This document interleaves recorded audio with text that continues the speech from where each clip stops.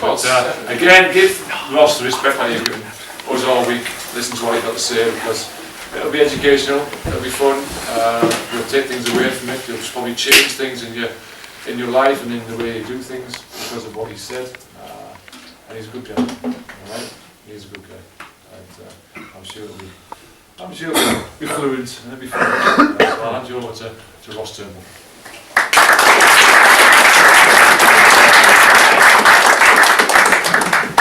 Afternoon, guys. You want to go on the first one? Yeah. So originally, it all began Middlesbrough youth system. I came into the academy around 13-year-old. I had a few trials other places. Did a 6-week trial at Sunderland when I was 11, I think. Didn't get accepted on that trial, so I had to kind of go back and play on a Sunday morning with friends again, which was obviously disappointing. You know, obviously you get high hopes of, you know, getting a contract, you know, getting into their youth team. It wasn't to be. Obviously I had to put that setback behind me and move on.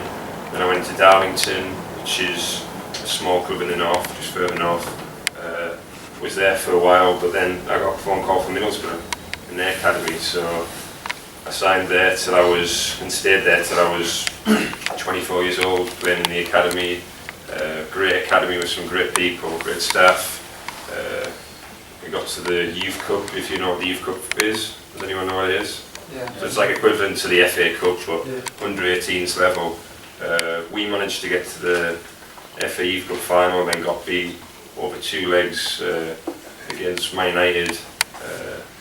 They had players, Kieran Richardson, Tom Heaton, who's playing for Burnley in the Premier League now. So they had quite a few players at the time playing, so that was obviously a good experience. Unfortunately, the year after, Middlesbrough went on to win the Youth Cup, so unfortunately it wasn't for us. I had many loans. You see, loaned to Barnsley, so I had 2 loans there. A loan to Crewe, which was a great experience for me, I think, especially as goalkeepers. You know, obviously young and learning when you're playing at youth level.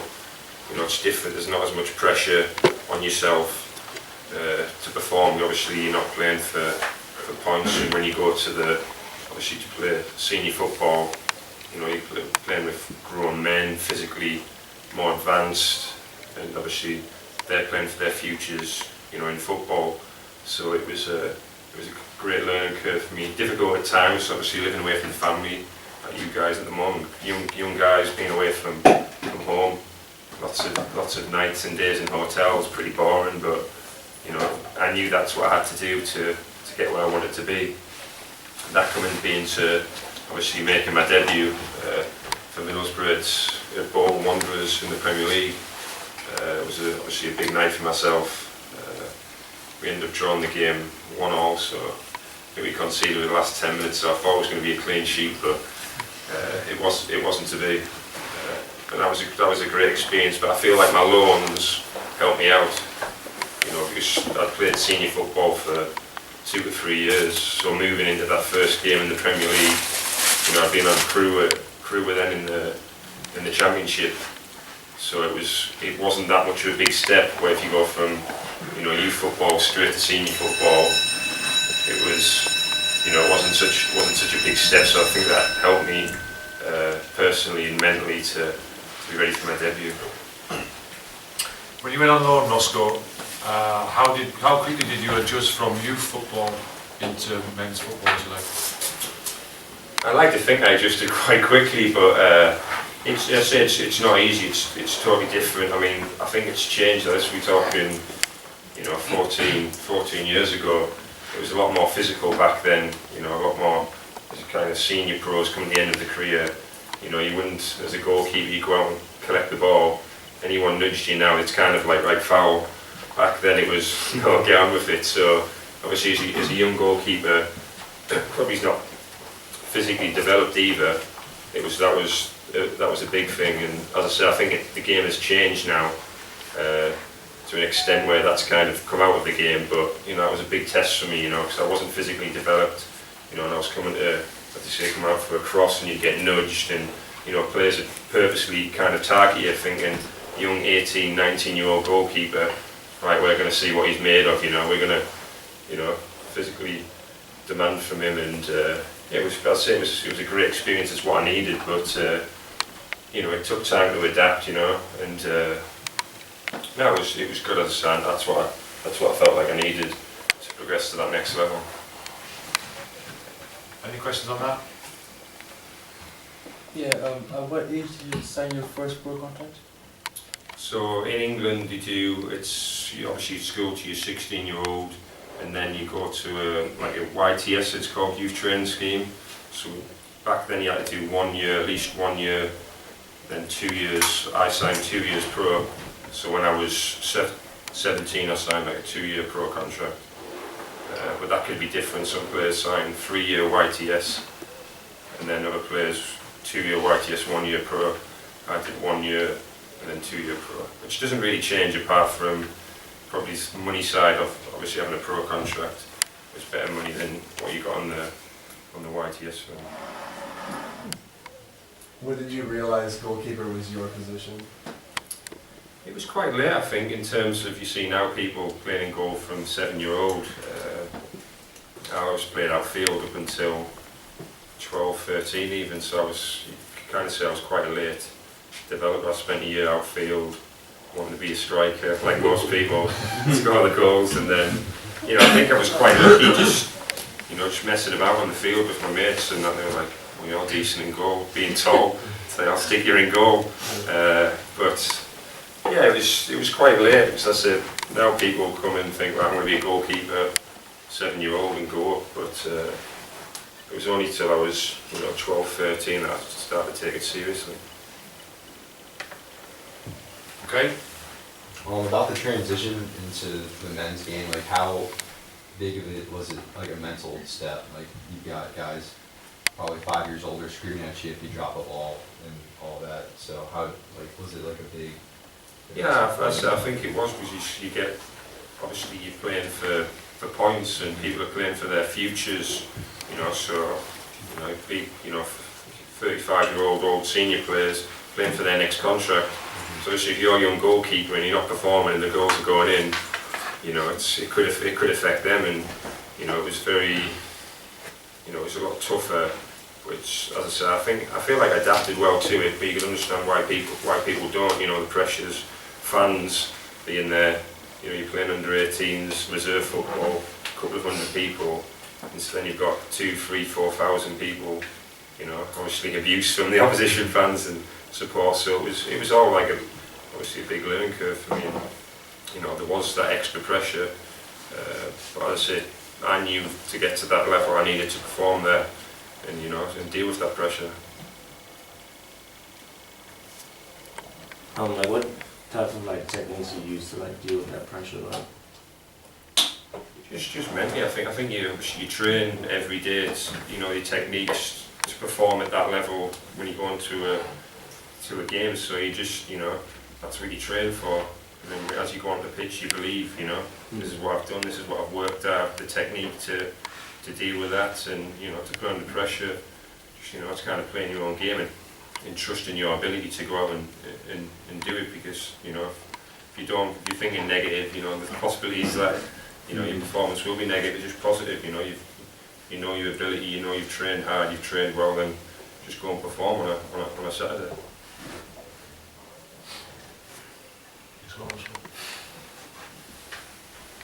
Yes, so as I say, when I was 24, I had a free transfer move to Chelsea, which is obviously a fantastic achievement.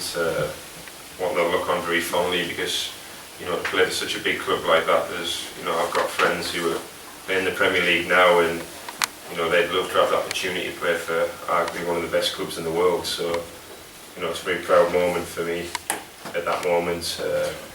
Obviously a big challenge, a big test, because obviously Middlesbrough are in the Premier League, but there's a big jump between Middlesbrough and Chelsea. So that was obviously great, and working for a manager like Carlo Ancelotti was unbelievable, and I had 4 great years there, great experiences, and you know, it's just an enjoyable time of my life. And a very interesting smile, Roscoe. Yeah. And nice hair as well. And nice hair.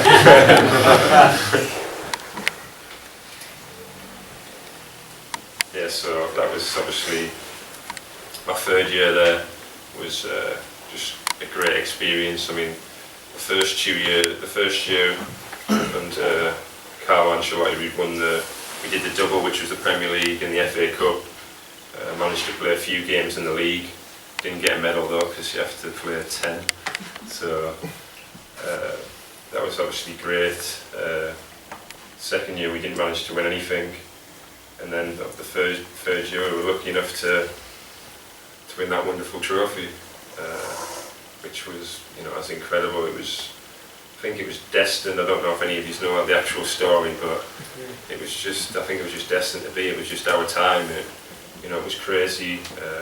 In the football club, you could tell how much it meant to them, in the players that had been there a long time. You had Lampard, Terry, Drogba, because I think they'd got so close over so many years. The semi-final against Liverpool, the goal scorer, as they call it, and from Louis Garcia, and then Liverpool went on to win it in Barcelona semi-finals, where they should have had 3 or 4 penalties in one game and got beat by a last-minute goal.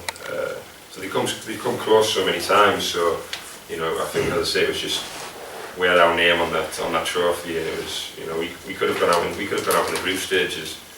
You know, it was scary how many times we could have actually lost and gone out. I think we had to win by a certain amount of goals to stay in the competition from the group stage. And, you know, the semi-final against Barcelona, you know, John Terry getting sent off, and we managed to come through that with Torres' late goal. It was just, you know what I mean? I say there was so much look into it. You know, you forget certain things. Drogba gave a penalty away, Messi missed a penalty. You know, in the final, Robin missed a penalty. You know, so I think once it got the penalties, I think a lot of the boys were believing, you know, this is our time. This is it was for us.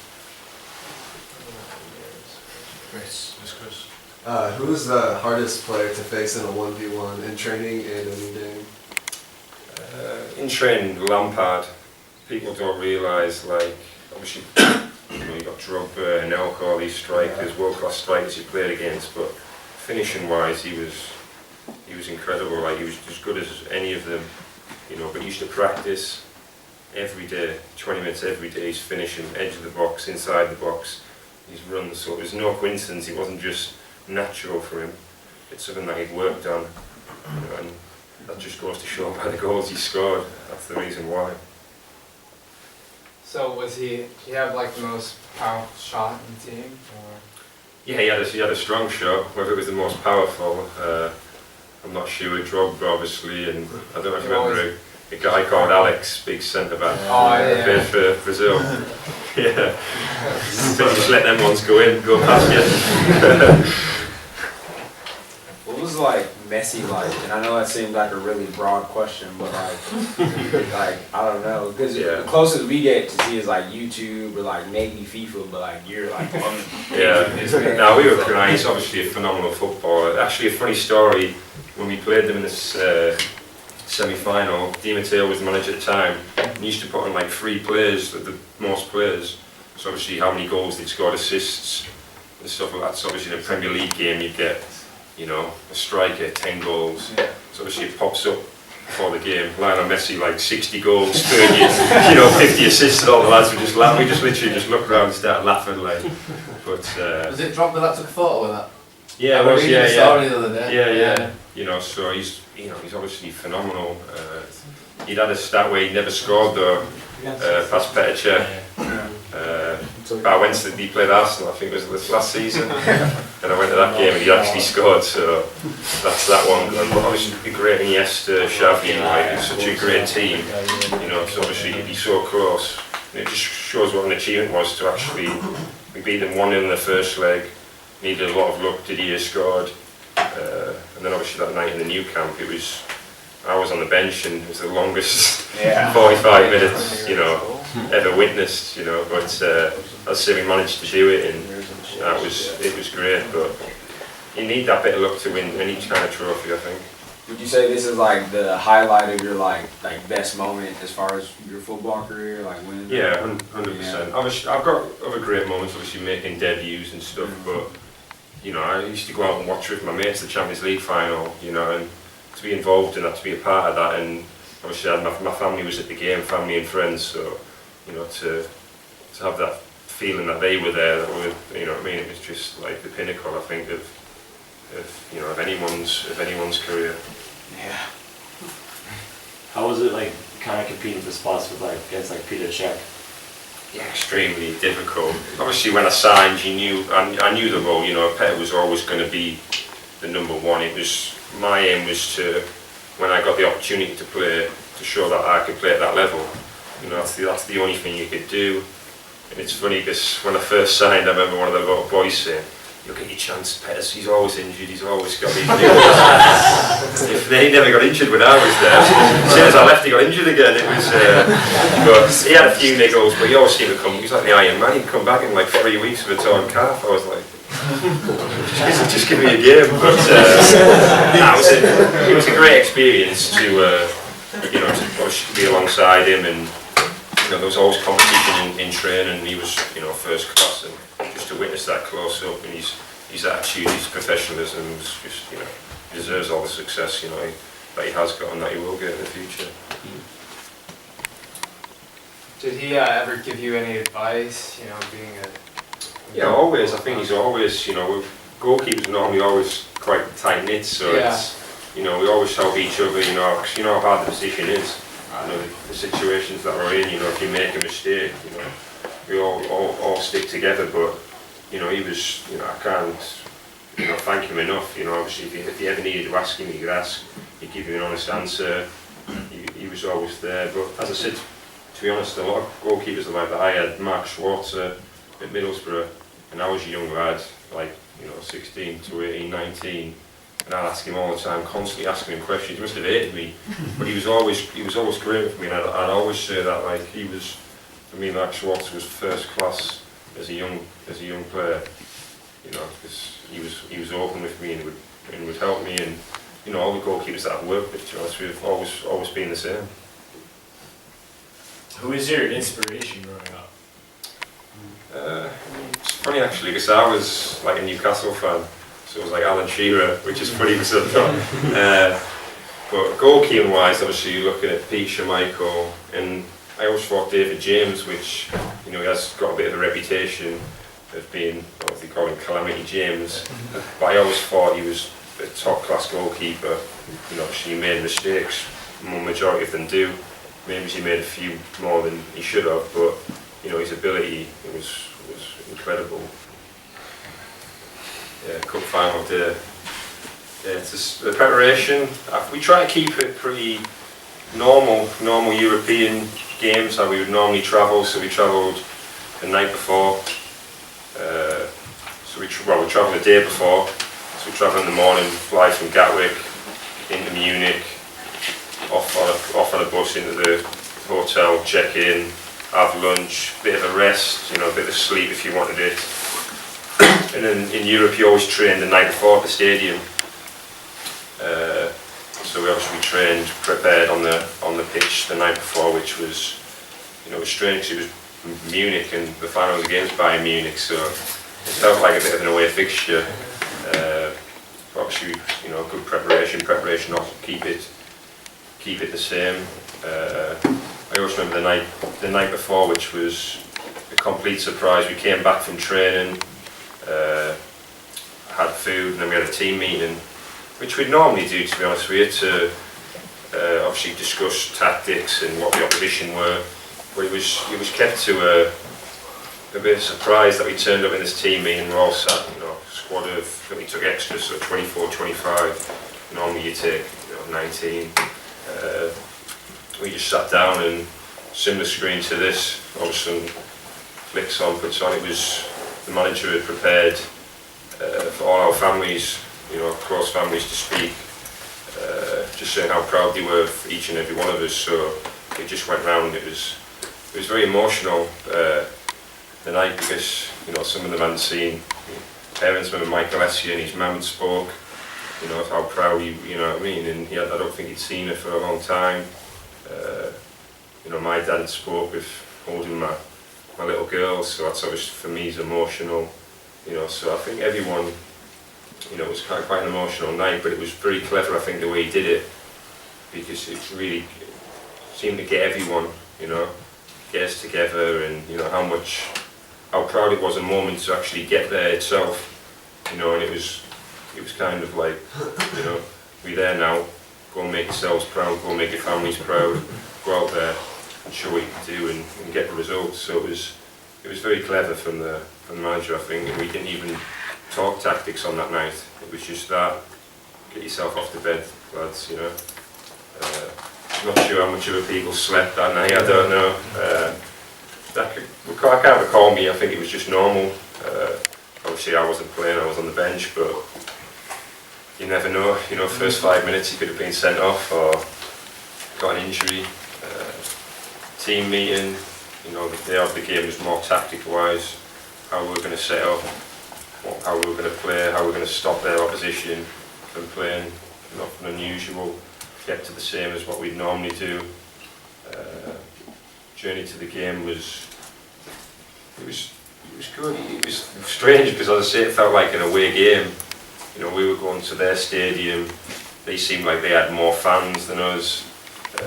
Obviously, the Chelsea fans were fantastic. You know, when we did a stretch, I think our hotel had a roof terrace. So we normally go for a walk. You know, pretty much walk before our pre-match meal. Obviously, we couldn't do that because you just get mobbed. So we went upstairs on the roof terrace and had a stretch. But you could obviously hear everything going on in the city, obviously the atmosphere, so that obviously built everyone up. But I'd say the journey usual, but it was just, I'd say it was just strange being it. I'd say feeling like it was an away game. It was, you know, dressing room, bit, you know, you could tell it was a big game. You always knew the atmosphere around the trench when it was a big game. It was always that little bit different. You know, obviously you want to keep it the same, but you just know obviously maybe it was a few more nerves, but you know, just preparing ourselves physically and mentally for, you know, what was going to be a tough task. What everyone knew it was going to be a tough task. Final whistle, just I cried, like it was, you know, it was one of the only times, like I can be emotional, but you know, I was just in tears of thinking like what we'd achieved and where I'd come from all the way to this moment in time. And you know, as I said before, with my family being there, it was you know, it was a great feeling. You can't really put into words. It was just, you know, as I said, I just broke down, cried, ran, tried to jump on Drogba and check, but it was, you know, it was incredible, and one memory that I'll never forget.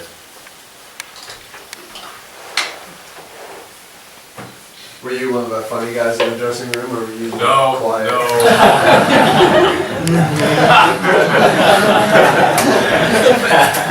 It wasn't him, put it that way. Mr. Serious, yeah. No, I always felt like, you know, I think sometimes when you're not playing, you've got to kind of, you know, be around the dressing room and be, you know, someone who could have a bit of fun. You know, as a group of goalkeepers, we had a great laugh, a great time, but you know, we're serious. I think it's doing it when you know what time it is to, you know, when to be serious, when to have a bit of laugh. But I like I wouldn't say I was the joker of the team, but I always like to think I was quite light-hearted and, you know, could have a laugh. Good banter. Who was like the class clown, like? The singer, you know. Yeah. Oh, loud, very loud. Always, yeah, always joking, always laughing. But you need, in a team, you need people, you know. If everyone was the same, it would be, it'd be boring. So it's always good to have different people. You know, the quiet Peter Nelker, very quiet. He was a troublemaker, the fire department. The singer again, probably. He was class clown, as he put it. Who was one of the most confident players that you played alongside? in any of the teams. Drogba, I think he was so mentally strong. Like I think in all the finals that we played in, you think he scored in. He just knew. You never kind of doubt him. It was not just a total mental. But if I'm honest with you, they all had it in a similar way. I think Didier was an extreme. He was so confident in his abilities. I'll score. Don't worry, I'll score. I think the story of Mata was quite quiet. And I think he said when we conceded the goal, I think a few heads were down, and I think one had gone, no, come on, we'll win this, and he was one of the quiet ones, but he had the belief to think, no, we've got 10 minutes left, we could still, as I say, he crossed the ball for Drogba to score the goal. So I think it's all the top players, I think they have that in them. He's so mentally strong, know what they want to do, but that comes from hard work every single day. Not, I'm just going to give training a miss today, or I'm going to, the training was so competitive, every day, you'd have a match at the end, a 10-minute match, and it'd be 1-0 and everyone wants to win. It's not like it's only training, it's like, no, when you want to win, you just have that pressure, even as a goalkeeper, to not concede in training, which then obviously helps you when you go into that match situation, because you should train, because how are you going to play? What type of shots were the hardest, or the ones that you found most difficult to save? Being so tall, no, I'm probably the low ones. Obviously anything in these areas, being 6'5" nearly, is not bad. I think, just low and hard across the goalkeeper, even, through the legs, around the legs, it's difficult as a tall goalkeeper. Obviously some goalkeepers are different, they maybe prefer the ones that are quite reactive, but in terms of height-wise, and that was always the ones down, close to me, that was the most difficult to serve.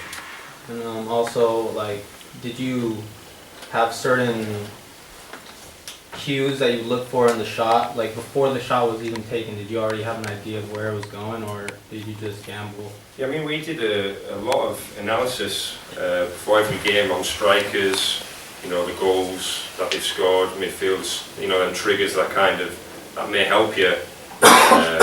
Obviously, it's also difficult as well because they could change. So it's normally, you'd say, just watch the ball and then react off the ball. But obviously, knowing these triggers, could also help as well. So I think it was using that analysis, which was, analysing penalties, the goals that they'd scored, set plays, which set plays the team used. So we did a lot of that before the game, which obviously only prepares you, for the match itself. But, in terms of strikers, I try to think of, just kind of watch the ball, because they have a certain trigger, they may change, so if you dive down, you go to the other side, you look a bit stupid if, you turn around and say, well, his trigger is that to shoot that way, and he goes the other way. So. What was the toughest challenge you faced in your career? I think I'd probably say the loan moves. Some of the loan moves, mentally hard at being in a hotel room. We're not talking like swanky hotel, 5-star hotel rooms. Just cheap £50 a night hotels. Being away from friends, family. They were hard sometimes, but it's something that I knew I had to do. So that kind of made it easier in terms of, I just had to get on with it, and I knew I needed to go out and play, games to get my experience. So when I made my debut, full debut, then it would be, it'd be worth it. And I could only, a few times now players ask me, like, would you recommend doing this, that? And as a young player, I always say, go out on loan, go and get games. I think it makes you into a man, as you say, a better person, because you learn, to be away from friends, to be away from family, because, in football, that's part of the job, unfortunately. Which striker did you dread playing against? All of them. There must have been one that stood out though. No, I think, obviously, Rooney, Yeah. Man United, he's obviously, he's scores the goals. Drogba. I mean, we played the year before I signed for Chelsea. They absolutely annihilated us at Middlesbrough. So I don't know why they signed us, because we got beat 5-0. So yeah, they beat us 5-0, and like, I think they stopped trying to score after 60 minutes, which I was quite thankful at the time. Just started passing the ball around for the last half an hour. Gosh, you know, all the top players, you know, it was incredible how many, you know, the level of the Premier League. Suarez, you know, he was so clever. Keep your legs shut because you always want to try and nutmeg. Yeah, I think all of them. It's, you know, the Premier League now is just massive, and you know it's weeks. You kind of go from game to game, and you know once you know you play on a Saturday, it finishes. Your next target's the next game, and you kind of forget what else is going on. It's just right, West Ham, stop, Tottenham. So On the flip side, who was your favourite centre back to play with in Newcastle, Robbie? What do you mean made the top three? Who was one who you felt most comfortable with? Nah, I think John Terry. I think just for the, you know, he put his body on his line. You know what I mean? He's just a proper defender, where you knew, you know, he was going to protect your goal. You know, there's some fantastic ones.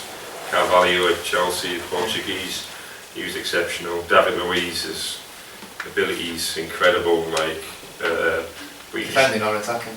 Both. But it was, as I say, John Terry. You knew what you were going to get from him, and you know he protect the goal at all costs, as you would say. So you know, as a goalkeeper, that's what you want. Which manager do you think you improved the most under, and why? Not sure manager-wise, and obviously goalkeeping improved. Like the coach, we had a French. We had a French goalkeeper coach at Chelsea, and he was superb. He was, you know, always analysing your game. You see, it's crazy. Like some of the things we used to do, tennis balls, rugby balls, just different. But as the goalkeepers will know, it's quite repetitive goalkeeping. You know, catch, dive, get up. So he kind of, it was just. You didn't know what, you knew what, if you knew you were doing a crossing session, you know you'd do crossing, but it would be different, you know, the week before, so you didn't know what you were going to do, which was always good, and, you know, you just kept it strange at times, different, but, you know, he's always challenging, it was always competitive. It's like you say, using small footballs. If you could save a ball that's smaller, coming at you a lot faster, you'd think it should be easier to save like a size 5. Coming at you, so he adapted that, you know, just different ways, and looking at different sports, how they use, you know, you need quick reactions, so what other sports people use to have reactions to work on that, and just make a difference. So I mean, that was very enjoyable. Alright. That's just before he lost his hair on. Yeah. Yeah, so obviously I left Chelsea. I should have gone to Everton, but David Moyes got the Man United job, so that kind of scuppered that deal, which is obviously disappointing. So I've been staying in the Premier League, and ended up at Doncaster with my mate Rob, which was a good experience at times, wasn't it? It was interesting. Yeah, difficult at times. Obviously Doncaster were a small club, playing in the Championship. They'd just been promoted from League One, so obviously the aim was to stay in the league. As I say, after spending 4 years at Chelsea, not really playing, I wanted to play. That was my main aim. So when the chance came to join Doncaster, you know, it was fairly close to home. So I thought, you know, yeah, I'll take that, because I just want to play, I want to show people what I can do. Played the first, 5 months, I think. Got an injury, calf injury, which set me back. Yeah, I played on with it, which in hindsight I shouldn't have done. It kind of went from a couple of weeks injury to end up being a few months, I think, that it took to recover from it. So it was probably my fault, and it was just my mentality, a bit old school of, if I could play, if I could help the team, then I'll do it. Kind of sacrifice myself, as I say, which I look back on now and maybe think, maybe it wasn't a wise decision. then didn't play for the rest of the season, came back, had a back injury. Obviously disappointing again. Doncaster got relegated that year on goal difference, wasn't it? By one goal. Got relegated by 1 goal, so that was never nice to be involved in something like that, but it wasn't to be. Difficult time. In the summer, signed for Barnsley. But I was never fit. You know Martin Devaney? Martin Devaney? Yeah, would he have been Barnsley at the same time? Not this time. I think I missed him just because this is my 3rd spell at Barnsley come this time because I'd spent 2 years at loan. Okay. So I think I just missed him on my 2nd time. Okay. But I know what you mean. Yeah. He's back there now, isn't he? He's involved, yeah. He's involved. Yes, obviously went there, but I'd still had my back problem from Doncaster, which it was more serious than I thought. I had if you call it, my disc was on the nerve, like on my nerve, so I had a bulge in the disc in my back, and that was playing the nerve, and it was the worst pain I've literally ever. I wish it on my worst enemy. I was travelling an hour and a half to train and an hour and a half back, and every time I got in the car to extend, I literally couldn't extend my leg. So that didn't start too well. But then I had a few injections which helped a little bit, and I felt a bit guilty of, I've just signed, I wasn't playing, so I kind of got myself onto the pitch. Our team weren't doing too well at the time. We were kind of putting a little bit of pressure on. Oh, come on, can you be fit? Get fit, So I played, but I was never really fit with the back injury. I was struggling. I was getting the ball to kicking the ball to the halfway line. Just the follow through was painful. So I played 5 months for that maybe. So then in the end, I had to stop. Couldn't do it anymore, and ended up having a back operation. Which set me back a bit, another injury. And the following summer I joined Leeds, which I thought was, a bit of a turning point, hopefully a bit of good luck for me. I had a bit of bad luck and thought this is a great chance. Was going in as like a number 2, but I believed, ability-wise I could make that jersey mine. Obviously Leeds United, massive football club. Went there, did really well to start with. We're just about to get into the team, and I played in the a behind closed doors friendly game and fractured my ankle. So that was obviously disappointing because I was pending to play the next game. So that was another injury, another 9 months on the sidelines, which is mentally hard to take. What did they say about that? There's nothing you can do, it's difficult, it's just one of them things. Say again? What did the staff say? Just disappointment, and it was just a freak injury, I'd come out to close it down and just went over on my ankle, it was cracked, I've got 9 pins in there now, so it was a pretty bad one at the time, but an interesting story. That was 18 months ago. We played Man United behind closed doors, and Marcus Rashford was on the bench. So he wasn't even, 18 months ago he was on the subs bench for the under 23s. Couldn't play, and look how it suddenly he's got his chance, and he's just gone on.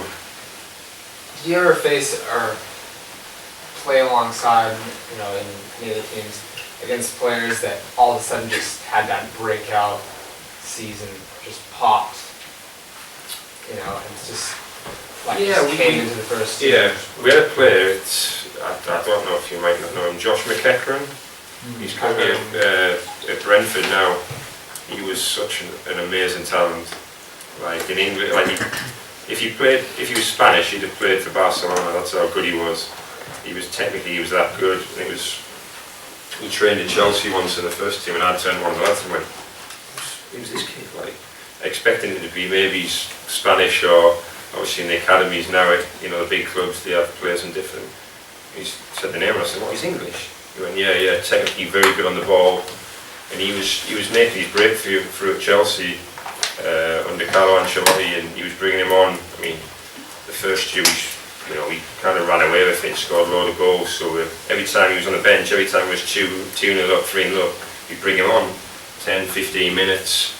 He was doing superbly well. Same again the second season. And then a new manager comes in, doesn't think he's ready, doesn't think, you know what I mean, he's physically good enough. And all of a sudden he's back with the under 23s, training with the young lads. His confidence drops, you know, had a few loan moves, I don't think it worked out for him. And now he's at Brentford in the Championship. But I mean by his ability, he could have, if he was Spanish, technically wise, he was unbelievable. It just goes to show, like, a bit of luck, how things could change. You know, Rashford got a bit of luck, a few injuries, gets in and goes, you know. McEachran did the same, went out, he was like that. All of a sudden a new manager gets sacked who likes you. All of a sudden a new manager doesn't like you, and you back down, you know. But then I suppose that's showing personality to get back to that level. You know, but obviously as a young player, sometimes that's difficult to show that personality, to show, you know, that's where you should be. Obviously he took that disappointment badly maybe, and you know, he's never been the same again. But I think he's the one standout one, and one that you look thinking, you know, everybody used to see he was very similar to Jack Wilshere. You know, he should have went on and played for England, but it wasn't to be. But you know, I suppose that's football. The injuries now with myself, you know, it just hasn't meant to be. You know, it's just one of them things you can't really look back on. You know, the back injury was probably his wear and tear from getting diving up and down for, you know, 10, 15 years. And then the ankle injuries, I say, it's just a freak injury. You can't really, you know, can't say, oh well, you're not doing your rehab work, or you're not, you know, physically in a good shape. You know, that's what it was. It was just a freak injury, and you know, sets you back for 9 months, and kind of never really been the same from it. But you know, that's life. Sometimes it goes for you, sometimes it doesn't. You've just got to get up from the mat and keep on going, I think. Well, that's my philosophy anyway. What was the most enjoyable club, not including Chelsea, you played for, and like what was the best set-up club? I think I'd say Middlesbrough. I mean, Leeds, everyone knows Leeds is a massive football club, and I really enjoyed my time. Like, obviously, it wasn't meant to be a big club. I think Middlesbrough has that feel like family. It's where I grew up, and we were lucky enough that a lot of us came through together. At the time under Steve McLaren, he brought, you know, a lot of my mates, I'd say, now are still playing in the league, in the Premier League, that we've kind of come through together, all good mates, stay in touch. In the one game at Middlesbrough we played, basically all of us were all in from the academy, so we played like a Premier League game, and at one point on the pitch 11 of us had all come through the academy. So I mean, that's another proud moment. Obviously maybe he's not there with the Champions League, but to be on the pitch with people that you grew up with, friends, you know, that you'd made, playing in a Premier League fixture, you know, together. I think we lost. We should have won that game as well. We lost a penalty, like 5 minutes to go. It's just that family club that everyone, you know, was close knit, grew up together, and it's such a good club. But I enjoyed them all. You know, it's obviously you have disappointments. You know, Doncaster.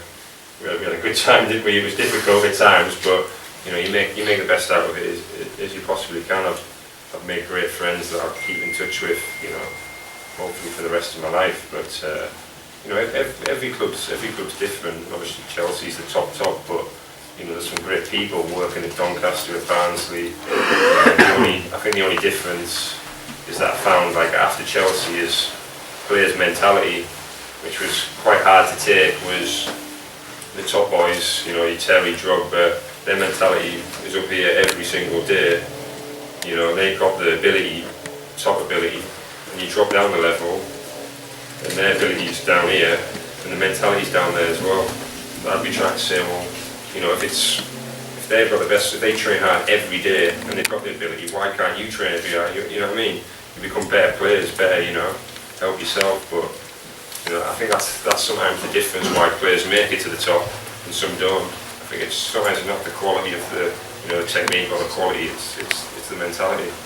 So then, when you say mentality, do you mean that like drive to go to training every day and like everything you're doing 100%? Like, is that what a big difference is between like obviously the top level and then like trickling down? Yeah, I think so. As I say, like I'm not saying people with Doncaster could play for Chelsea if they had a better mentality. Right. There's obviously ability in there. Yeah. But I'm saying the top players get that extra, 2, 3, 4% because of that mentality. Like I said before about the small side of games being so competitive in training, it's totally different if you go to a Doncaster and Barnsley where you get majority of not bothered if they win or lose, just go, it's a bit of fun, have a game of five-a-side. Yeah. Where the top boys, they're like, they want to win, like, doesn't matter what they do. That's a small difference, but obviously that's what helps. And as I say, as kind of a senior player at these clubs was trying to say, look, this is what you need to be. You kind of give it the big time Charlies. In Chelsea, you wouldn't say there was any big time Charlies. But if there was anyone that could be deserved to be big time Charlies, it was them guys. Yeah. Then you drop down and you get a few big time Charlies thinking, and I'm thinking, well, what you haven't done anything? What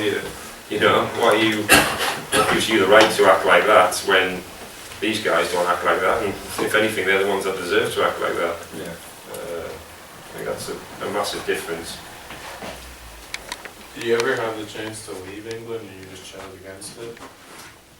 Yeah, I had a chance to go to Holland just before Doncaster. And I kind of regret actually not, experiencing that. It was a club in the top division, not a big club, but a chance just to kind of broaden your horizon. I went there for a few days training. I was just a bit sceptical about it in terms of being away from the family. Family wouldn't have moved with us. Different language. I wasn't sure on the team itself. I wasn't confident the team were going to be. In the end, I think the team got relegated. But I wish I'd done it now. But at the time, I was, maybe I should have been. Let's just do it. Had the maybe it's more of a positive attitude just to go and to do. Obviously, I ended up signing for Doncaster in the end. But there was a transfer to Real Betis in Spain that fell through. I think I'd definitely have done that one. Top end of Spanish football. Obviously, TV's the Spanish game now. I was on Sky every week, so it was still a good time. You'd still be in the public eye, as you'd say, being there. That's it. Something that I wish I'd done, but also. Like family are quite important to me, and I wasn't sure that they were, willing to sacrifice the same. So, I've decided to stay closer to home. Future plans, well, playing wise, I think, I haven't officially retired, but I think with the injuries that I've sustained, it's a bit of a slog now. Getting up every morning with a stiff back and a stiff ankle, so. I've had a few opportunities in the summer, but as I say, with the family are quite settled. I've got some older kids now, and they're going to school, so I don't want to move them. And it's one that I don't really want to spend time away from them unless it's a really good opportunity for myself. So I haven't officially retired. Maybe I'll wait and see if I miss miss the training, miss the Saturdays. If not, maybe that'll be it. But I've started looking into recruitment at the moment, scouting, because with the injuries that I had, I was going out watching a lot of football. So it's something that I enjoy. I love going to football, any football really. Not just first team football. I've been going out watching academy games, under 23s, under 18s. Trying to find out who could be the next Rashford, the next McEachran, is there anyone going to be like that? So it's something that I quite enjoy. Coaching, yeah, I think in the future there could be a possibility. I haven't gone down the route of getting my badges of yet, but as I say, I'm still quite young, you know, so I think in the future that could be a possibility of somewhere down the line. Obviously the experience that I've had of playing, working with some top coaches, it's the one that I might pursue in the future. What would your biggest regret have been throughout your career? You know, I don't really have that too many, you know. I don't think, I always, you know, there's some things that I've done, you know, it was my decision. You know, I've got a football agent, and a few times he said to me, go to this club, do that club, and I said, no, I want to do this one.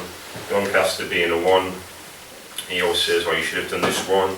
But I always feel like I've made that decision, so I can't have no regrets. You know, if I feel like I'd made a decision that someone else had made for me, then I could regret that because I hadn't made it. So it was, you know, people say, do you regret going to Chelsea, 4 years at Chelsea and not playing? But I made that decision, you know, I knew what it was, and you know, I don't have any regrets by it. Obviously my career might have been different, I might have played a lot more games than I did, but this was my decision. I wanted this, you know, I wanted to see if I could perform at that level, at the highest level, and I didn't want to look back thinking, you know, I wish I'd signed for Chelsea then, and you know, that opportunity doesn't come around. As I said, my friends have played hundreds of Premier League games, but you know, they'll never play for, you know, never play in the Champions League, never play for, you know, a massive club. So I'd say regrets wise, no, I'd say, you know, a few things you maybe wish, but I wouldn't say I regret, because as I said, it was my decision. I think, you know, if you do that, then as you say, no regrets. What's the best save you ever made throughout your whole career? Not many. I think there was one, Stamford Bridge in a League Cup game against Fulham. I can't remember who came down the line quite close in. He cut it back and it's hit John Terry. And it's just a quick reaction save, just to flick it over the bar, which I think is, as I say, was one of my favourites. I think it was just a close reaction. It was how close it was, you know, to manage to react, and then also just to get a good hand in it to flick it over the bar. Alright, I think again, like the rest of the presentations all week, it's been really educational, in depth. He's told you things he hasn't told me, so I've learned everything from him too. He's had a great career. I don't think he should stop, but he's at the way inclined sometimes, because he's been a top dog goalkeeper for all his career, and that's not just about ability, like you keep saying. He's come here today, given his own time to speak to you, and I think it's been brilliant for everybody. So from that premise, can we give him a round of applause?